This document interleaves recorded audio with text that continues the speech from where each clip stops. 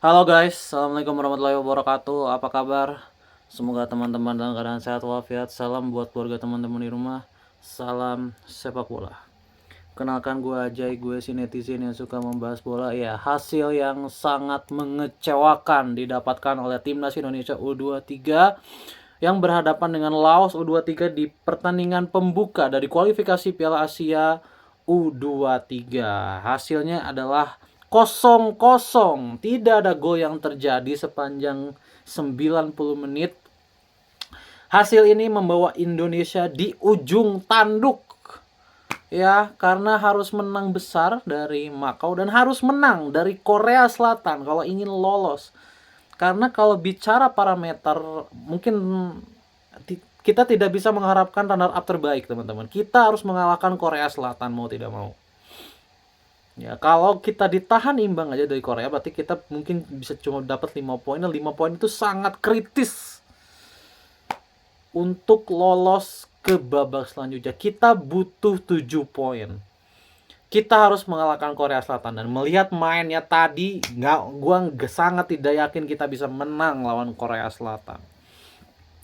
Oke, langsung aja kita bahas pertandingannya ya. Pertandingan yang sangat mengecewakan ini diawali sebenarnya Indonesia langsung ngegas ya, seperti biasa, karena lawannya juga di bawah kita. Langsung ngegas, tapi ada pendekatannya menarik dari Laos. Ini nggak tahu ada habit apa ya. Tim-tim lemah Asia Tenggara ini kayaknya udah mulai mencoba untuk main high press.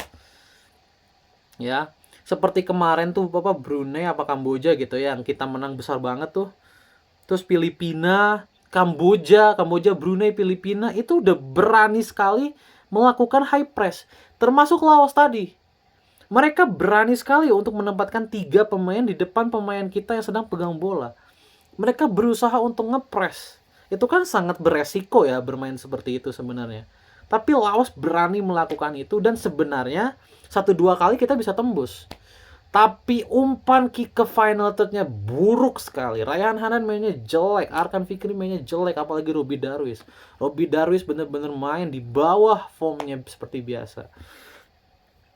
Ya, bener-bener tidak ada aliran ke kotak penalti yang enak. Cutback nggak ada yang enak. Rayhan Hanan juga cutbacknya yang biasanya tegas gitu ya, biasanya bagus juga tadi nggak enak. Kemudian tendangan jarak jauh yang dilakukan juga ke atas terus, menerpa burung terus gitu. Jadi kasihan, Jens Reven di depan kasihan. Ya, nyaris dia nggak dapat bola. Dan sekalinya dapat bola dia pun main jelek, making decision-nya jelek. Aduh. Seketika beberapa kali tembus, Laos akhirnya memilih untuk main full bertahan. Ya, karena ternyata main high press sangat beresiko untuk mereka, dan mereka kayaknya 25 menit ya mereka mencoba high press dan gagal sebenarnya, dan akhirnya mereka mundur total ya, menyimpan 7 sampai 8 pemain di area kotak penalti gitu ya, nah, hanya menyisakan 2 atau 3 pemain yang mengejar-ngejar bola di depannya. Jadi Laos pun hanya berusaha untuk melakukan serangan balik, dan serangan balik Laos pun kan jelek sekali ya, passing-passing mereka jelek, segalanya tidak ada yang istimewa dari Laos. Gue tekankan ya, tidak ada yang istimewa dari Laos. Serangan balik mereka juga jelek. Ya, bertahan mereka juga sosok aja sebenarnya. Yang jelek adalah kita. Sekali lagi, nasib kita ada di tangan kita sendiri. Dan kalau kita main jelek, kita tidak akan mendapatkan hasil yang kita inginkan. Itu yang terjadi dengan Indonesia U23 ini. Di babak pertama, banyak sekali kesalahan individu yang dilakukan. Umpan, salah passing, salah bobot passing, dan lain sebagainya. Kalau kalian bicara siapa pemain yang excel, menurut gue Rafael Strike. Tapi Rafael Strike pun beberapa kali salah making decision juga. Dia terlalu maruk kadang. Dia juga beberapa kali making decisionnya salah. Tetapi pemain yang paling excel, yang paling kelihatan matang ya, itu memang Strike ya. Memang pengalaman nggak bisa bohong ya.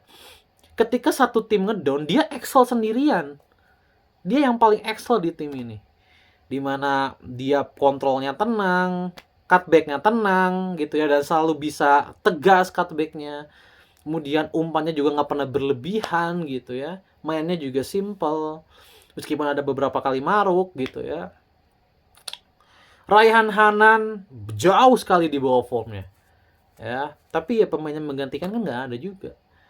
Jens Revan, ya kita nggak bisa salahin Jens Revan karena dia nggak dapat banyak bola. Ini yang jelek, ini tengahnya menurut gua. Arkan Fikri, Raihan Hanan, Robi Darwis. Yang excel di tengah itu Tony Firmansyah. Yang sedikit bisa memberikan warna. Sisanya nggak ada, bener-bener hilang. Kita tidak melihat timnas U23 yang di AFF kemarin. Gue tuh memuji loh yang di AFF itu. Kita meskipun di final kalah, tapi mainnya tuh bagus. Tapi di pertandingan ini gue tidak melihat something dari U23. Nothing gue bilang. Dan di babak kedua, setelah deadlock, memang melakukan pergantian kan. Jens Revan diganti Oki Caraka, kemudian Kakang diganti sama Ricky Pratama. Berubah? Tidak sama sekali, terus terang. Hoki bermain lebih buruk dari Jens Revan, gue bilang. Ya, Hoki itu padahal lebih banyak dapat bola enak loh dibanding Jens Revan. Tapi sentuhan dia jelek sekali, nyundul dia ke atas, kadang ke bawah, first touch dia juga jelek. Aduh, gue udah geleng-geleng kepala aja ngeliat satu pertandingan tadi, bener. Ada apa dengan tim ini, guys? Ini bukan tim yang kita lihat di AFF kemarin. Ya, bener-bener ini tim sama sekali tidak menyatu sebagai satu tim. Terlalu banyak kombinasi yang salah. Padahal mayoritas pemainnya kan itu-itu aja sebenarnya. Ya kan hanya ganti cuma strike doang, ngeganti Rizky Arjuna, sisanya kan masih pemain yang sama sebenarnya. 10-10-nya masih sama. Cahya Supriyadi kan dia kiper andalan di U20 sebelumnya kan, sekarang naik U23 kan, sebenarnya sama aja. Komposisinya sama aja. Masa iya mereka sudah bermain bersama-sama kemarin-kemarin, masa iya mereka harus bonding lagi? Kan nggak perlu sebenarnya. Masa hanya ada karena ada strike di sana terus satu tim jadi tidak melebur? Kan logikanya ya, logika sekali lagi. Harusnya tidak menyatu dengan tim itu harusnya si strike sendiri. Bukan satu tim malah berantakan semuanya. Kalau lihat pertandingan tadi, gue gregetnya setengah mati bener. Kenapa tim ini tidak bisa menyatu sebagai satu tim? Masa harus bonding lagi dari awal? What happened gitu dengan tim ini? Laos itu mainnya enggak guys, sosok. Mereka tidak main bagus. Bertahannya juga nggak bagus.